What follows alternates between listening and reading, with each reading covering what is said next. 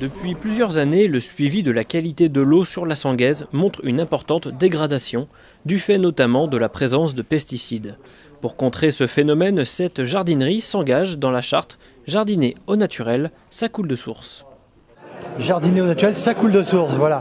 L'objectif, c'est de sensibiliser les particuliers à l'utilisation des produits pesticides, fongicides, de manière à leur proposer des techniques alternatives pour leur permettre justement de mieux jardiner de façon plus écologique.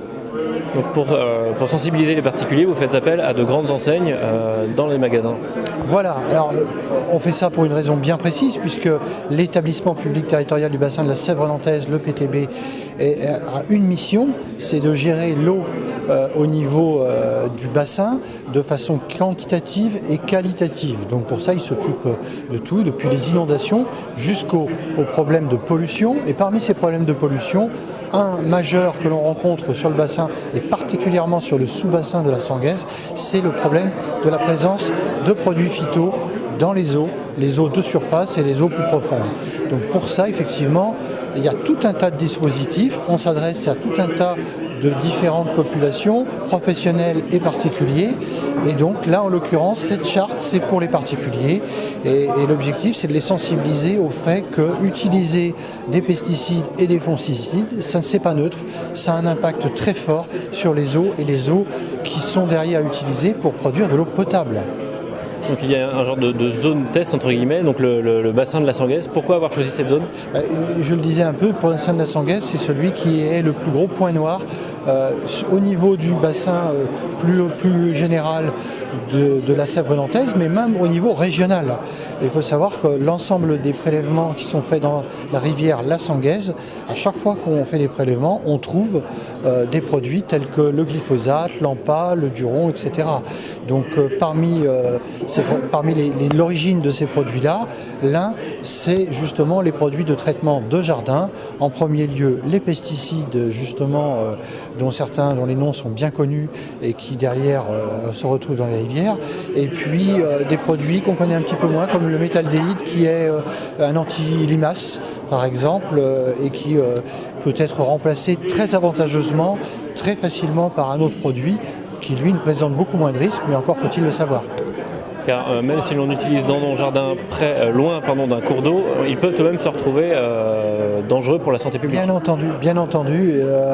Il faut savoir que quand on parle de bassin versant, il faut s'imaginer schématiquement la goutte d'eau qui tombe du ciel et qui va couler vers une rivière. Donc tout ce qui coule vers la Sèvre nantaise se retrouve finalement dans la Sèvre nantaise. Ça peut provenir de très loin. Donc mettre un produit sur son jardin, le mettre sur une terrasse, le mettre sur sa toiture, sur son mur, eh bien ça ruisselle et ça se retrouve finalement dans les eaux. Les enseignes signataires sont le Gamme Vert et l'espace Émeraude de Clisson, Jardin Décor à Gétigné, Bricomarché Jardinerie et Gamme Vert de Valette, Jean-Jacques Massé de la rue Grippière et l'espace Terrena à Gesté. Toutes ces enseignes se sont donc engagées sur divers points. On s'engage donc à participer et surtout à sensibiliser les gens sur l'utilisation des produits phytosanitaires. C'est surtout leur donner la possibilité de faire autrement, surtout en utilisant des méthodes alternatives, soit sur du désherbage ou en remplaçant des produits de traitement par d'autres techniques qui existent aujourd'hui et qui existent déjà depuis très longtemps aussi d'ailleurs, certaines.